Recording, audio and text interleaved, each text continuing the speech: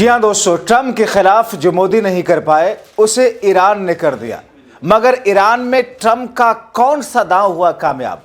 स्वागत है आप सभी का। आप देख रहे हैं द राजनीति का विशेष सेगमेंट खबर और विश्लेषण। मैं हूं जब्बार खान। दोस्तों, ईरान में 1979 के बाद शासन परिवर्तन के खिलाफ इतने बड़े पैमाने पर प्रदर्शन कभी नहीं देखे गए जितना बड़ा प्रदर्शन इस वक्त आप देख रहे होंगे। क्या इन प्रदर्शनों का संबंध तेल के खेल से है?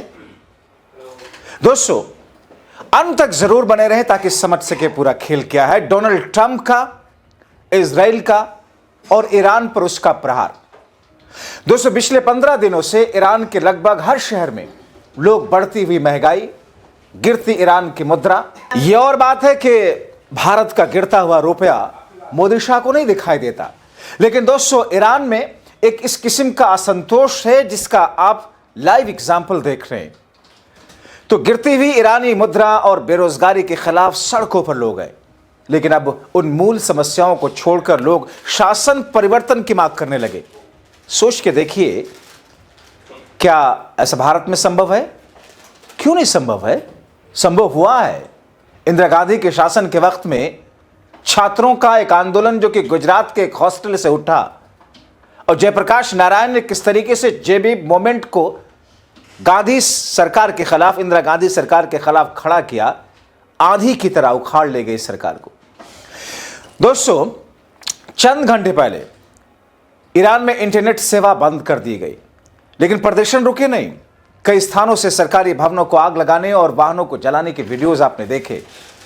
9 जनवरी को ईरान के सुप्रीम लीडर आयतुल्लाह खामनेई ने ईरानी जनता को संबोधित किया। वो कहते हैं कि यूएस राष्ट्रपति ट्रंप को खुश करने के लिए ये प्रदर्शन हो रहे हैं।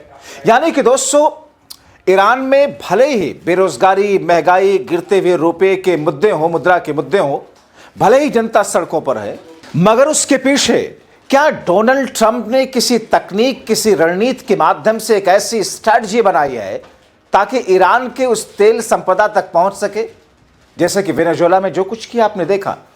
मगर दोस्तों, आयतुल्लाह खामनेई ने डोनाल्ड ट्रंप को ऐसा करारा प्रहार दिया उनके ऊपर, उनकी स्ट्रैटेजी पर, जिसे वो देखते रह गए। अब बहुत सारे लोग ये कहते हैं कि डोनाल्ड ट्रंप लगातार भारत के बारे में, नरेंद्र मोदी के बारे में, प्रधानमंत्री के बारे में कुछ भी कहते हैं मगर एक शब्द नहीं बोल सकते।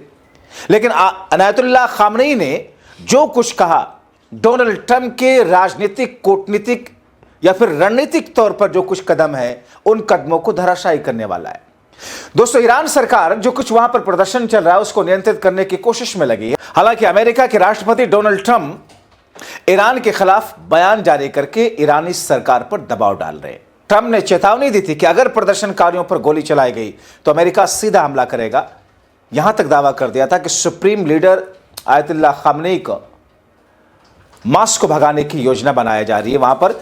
और अभी हाल में आपने सुना था 2 दिन पहले कि कहा गया था कि खामनेई को मौत के घाट तक उतार दिया जाएगा। दोस्तों, अली खामनेई 1979 की इस्लामिक क्रांति और उसके अगवा आयतुल्लाह खामनेई के निधन के बाद 1989 में ईरान के सुप्रीम लीडर बने। ट्रंप ने अब यह भी दावा किया कि supreme leader Ali Khamenei Moscow भागने की योजना बना रहे हैं। अली खामनेई 1979 की इस्लामिक क्रांति और इसके अगवा आयतुल्लाह खुमैनी के निधन के बाद 1989 में ईरान के सुप्रीम लीडर बने। दोस्तों, ईरान में 1979 की इस्लामिक क्रांति होने से पहले शाह रजा पहलवी का शासन था और यह पूरी तरह अमेरिका के प्रभाव में था। ईरान उस समय हर क्षेत्र में अत्याधुनिक माना जाता था। ईरान में शराब खानों से लेकर कसीनो तक थे। महिलाओं को पर्दा ना करने की पूरी आजादी थी। लेकिन इस्लामिक क्रांति ने सब कुछ बदला। शाह रजा पहलवी को देश छोड़कर अमेरिका भागना पड़ा, जहां अब उनके बेटे रजा पहलवी प्रिंस हैं। अमेरिका उनका खर्च उठाता है। ईरान में मौजूदा प्रदर्शन को रजा पहलवी की अपील से प्रेरित माना जा रहा है। रजा पहलवी रोजाना एक्स पर ट्वीट कर रहे हैं। अभी उन्होंने एक एक्स पर ट्वीट में लिखा कि ईरान में बड़े बड़े प्रदर्शन आयोजित किए जाएं। उन्होंने ट्रंप की तारीफ की और यूरोपीय देशों के प्रदर्शनकारियों की मदद के लिए अपील की। एक्स के मालिक एलन मस्क ने फौरन अपने इंटरनेट सर्विस स्टारलिंक को ईरान में खोल दिया और उसका एक्सेस फ्री कर दिया। इसकी वजह ईरान में सरकार की ओर से इंटरनेट शटडाउन करना रहा।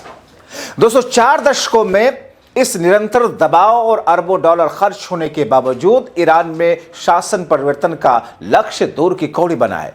ईरान में विशेष रूप से शासन परिवर्तन के लिए अमेरिका और इजराइल द्वारा खर्च की गई सटीक फंड का आकलन करना कठिन है, क्योंकि धन व्यापक क्षेत्रीय सुरक्षा, प्रतिबंधों के प्रवर्तन, खुफिया अभियानों और विपक्षी समूहों के समर्थन के लिए आवंटित किया जाता है। अमेरिका ने 44 वर्षों में सैकड़ों अरबों डॉलर खर्च किए।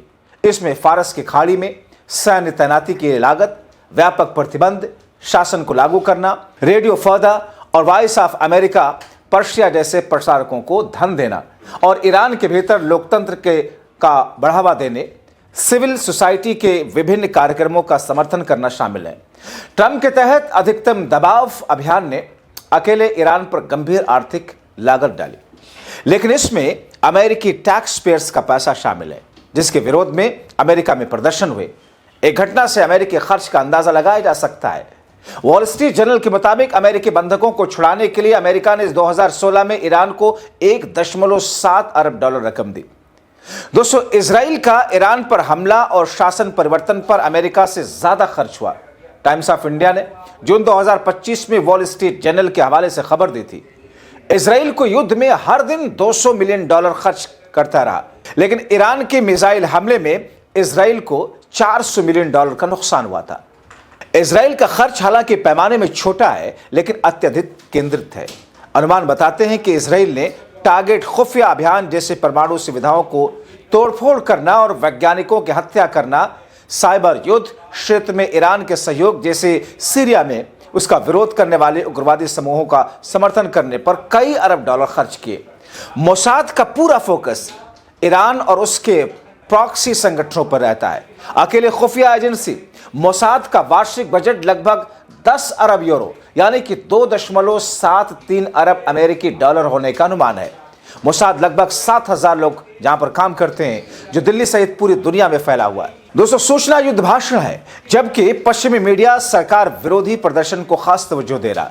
अमेरिका और कुछ अन्य देशों के चंद स्वतंत्र पत्रकार ईरानी सरकार समर्थक रैलियों को दिखा रहे हैं, लेकिन एक ऐसी कहानी जो अक्सर सुर्खियों से गायब रहती है। ईरान की कहानी एक तरफा नहीं है।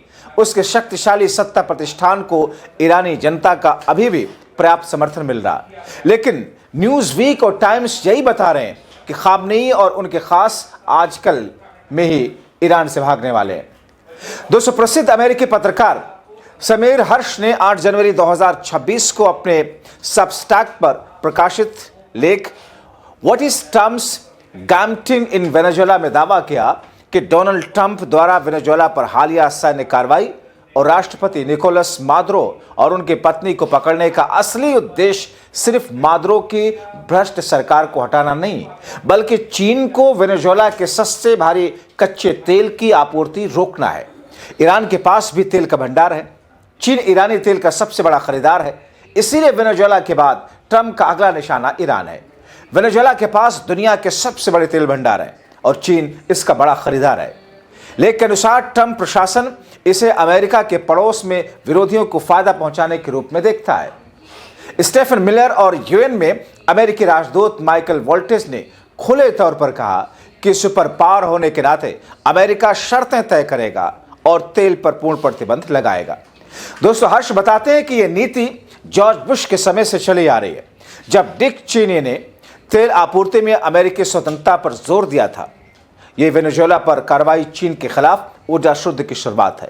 अगला निशाना ईरान हो सकता है, जो चीन को तेल बेचता है और दुनिया के चौथे सबसे बड़े तेल भंडार वाला देश है। संक्षेप में दोस्तों, ट्रंप का दांव तेल पर नियंत्रण और चीन को कमजोर करने का है, न कि केवल वेनेजुएला में लोकतंत्र लाने का। ईरान में अमेरिका पहले सत्ता परिवर्तन चाहता है, उसके बाद वो वहां भी तेल का खेल शुरू करेगा, और जिसके लिए दोस्तों अमेरिका हमेशा की तरह वही पुराने हथकंडे इस्तेमाल करता है। अब देखिए, ईरान के लोगों का विरोध प्रदर्शन करना, जिसे अमेरिका एक हथियार के तौर पर इस्तेमाल कर रहा है और सरकार को बर्खास्त करने की कोशिश में लगा हुआ है। जाहिर तौर पर यह सब कुछ तेल के इर्द गिर्द जुड़ी हुई सारी रणनीति है। वेनेजुएला का हाल आपने देख लिया। अब ऐसे में ईरान किस तौर पर, किस अंदाज में डोनाल्ड ट्रंप को मुंहतोड़ जवाब दे रहा है, ये अगले चंद दिनों में तस्वीर और साफ होगी। फिलहाल आप क्या कहते हैं? अपनी राय कमेंट बॉक्स में जरूर लिखें।